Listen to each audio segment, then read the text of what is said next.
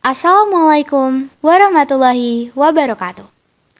Halo semuanya, kami dari kelompok 4 akan mempresentasikan tentang cara melatih masing-masing gerakan dan apa saja sih kesalahan yang sering terjadi pada atlet ataupun pemula pada renang gaya kupu-kupu beserta dengan solusinya. Sebelum kita masuk ke pembahasan, yuk kenalan dengan anggota kami. Yang pertama, ada Angelus Christian Pasha, absen 3. Saya sendiri, Marsa Anggita Fairuza, absen 11. Maulana Muhammad Rafi Al-Fasha, absen 13. Muhammad Ajwa Isa Karisma, absen 16. Muhammad Raya Ferdiansyah, absen 20. Torik Aziz Mustafa, absen 33. Tika Mailani, absen 34. Dan Fasa Valerina Amelia, absen 35. Baik, kita masuk ke pembahasan. Yang pertama adalah cara melakukan start dengan baik dan benar. Perenang mulai bersiap di pinggir kolam.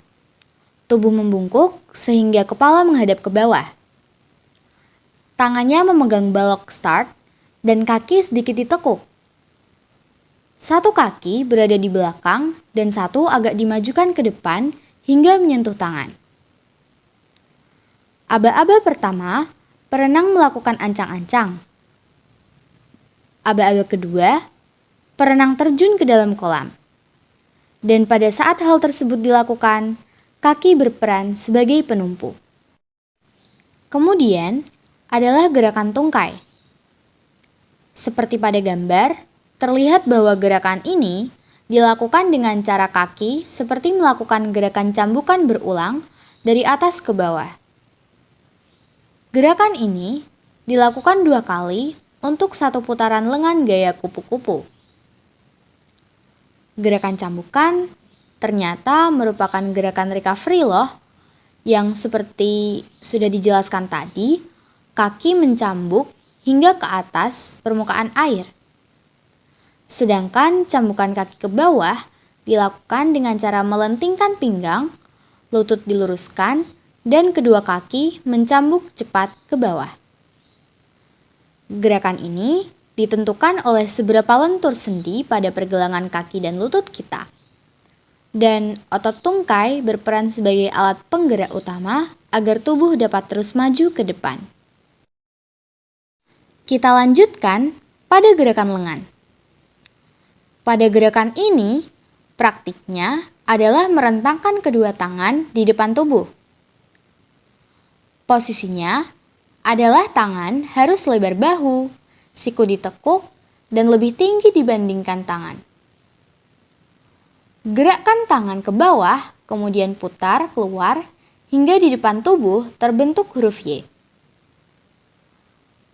Tetaplah konsisten dalam menjaga agar siku lebih tinggi posisinya dibandingkan tangan.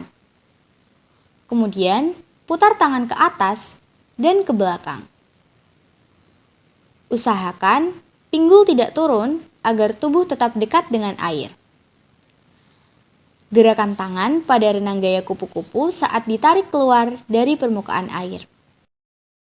Yang keempat adalah gerakan pengambilan nafas. Hal yang harus dilakukan pada gerakan ini adalah mengangkat kepala ke atas dan tonjolkan bahu ke depan. Gerakan ini dilakukan saat kaki melakukan tendangan ke bawah dan lengan mendorong untuk keluar air. Untuk pengeluaran nafas dapat dilakukan di dalam air.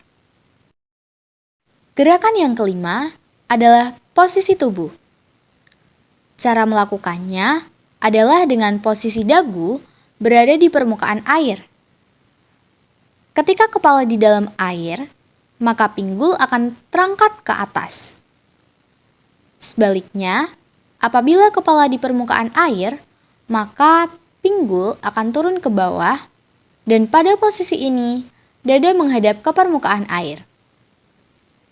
Nantinya, gerakan tersebut seolah membentuk gelombang. Kemudian, terdapat gerakan pembalikan. Seperti gambar yang tertera, pertama-tama, secara bersamaan, kedua telapak tangan menyentuh dinding kolam. Barulah setelah itu, perenang melakukan gerakan membalik. Pantat dan kedua kaki yang telah ditekuk diputar kembali ke samping hingga mendekati dinding. Setelah itu, satu persatu tangan dilepas dan diluruskan ke muka bersamaan dengan gerak tolakan yang kuat dari kaki pada dinding kolam.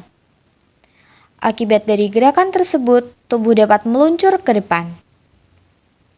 Sikap yang digunakan adalah sikap lurus dan dekat dengan permukaan air. Dan juga, gerakan kaki boleh lebih dari satu kali gerakan sebelum melakukan gaya yang sebenarnya. Yang terakhir adalah gerakan finish. Kalian dapat melihat gambarannya pada video yang sudah kami terakan. Pada gerakan ini, lengan sepenuhnya terentang dan tubuh berputar pada salah satu sisi, namun masih dalam posisi terlentang yang sah pula. Perenang harus menjaga kepala mereka ke belakang pada saat menyentuh dinding, serta tetap menendang untuk menggerakkan menuju ke dinding. Oke, kita masuk ke pembahasan tentang kesalahan apa saja yang dilakukan perenang dan solusinya. Yang pertama adalah posisi kepala menghadap ke depan. Hal ini salah, karena posisi tersebut malah membatasi dan memperlambat gerak perenang. Dan buruknya, posisi ini dapat mengakibatkan tulang belakang cedera. Lalu, apa solusinya? Solusinya adalah lihatlah ke bawah dan ikuti garis hitam yang ada di kolam. Hal ini dilakukan agar tubuh lebih santai dan tidak tegang. Kesalahan yang kedua adalah minim gerakan. Gerakan dada dan pinggul yang minim berakibat pada tidak teraturnya gerak tubuh saat berenang. Solusinya apa ya? Solusinya, saat berenang dengan gaya kupu-kupu, perbanyaklah gerakan dada dan pinggul. Kesalahan yang ketiga adalah pengambilan napas yang terlalu banyak. Kesalahan ini menyebabkan cepat lelah dan membuat perenang harus mengeluarkan energi lebih saat menggerakkan leher dan tulang belakang.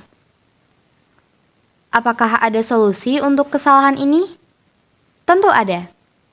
Solusinya, biarkan tubuh di dalam air, kemudian regangkan dagu di atas air, dan cara itu lebih mudah, serta tidak menguras energi. Masih dalam kesalahan pengambilan nafas, bernafas saat lengan berada di atas air mengakibatkan ritme nafas kacau. Solusinya, tetaplah tenang saat mengambil nafas, serta pahami tubuh ketika bergerak dalam air. Selanjutnya adalah kesalahan menggunakan gaya bebas. Hal ini dapat terlihat pada gerakan ibu jari. Saat ibu jari diarahkan ke depan, maka siku akan terbuka, menekuk, dan kesulitan mengangkat lengan keluar air. Untuk mengatasi hal tersebut, sebaiknya lengan berada di luar air, serta pertahankan lengan agar tetap lurus dengan telapak tangan menghadap ke belakang. Kesalahan yang terakhir adalah pergerakan kaki yang salah. Ketika menggunakan gaya punggung atau dada, kaki berfungsi sebagai pendorong ke depan.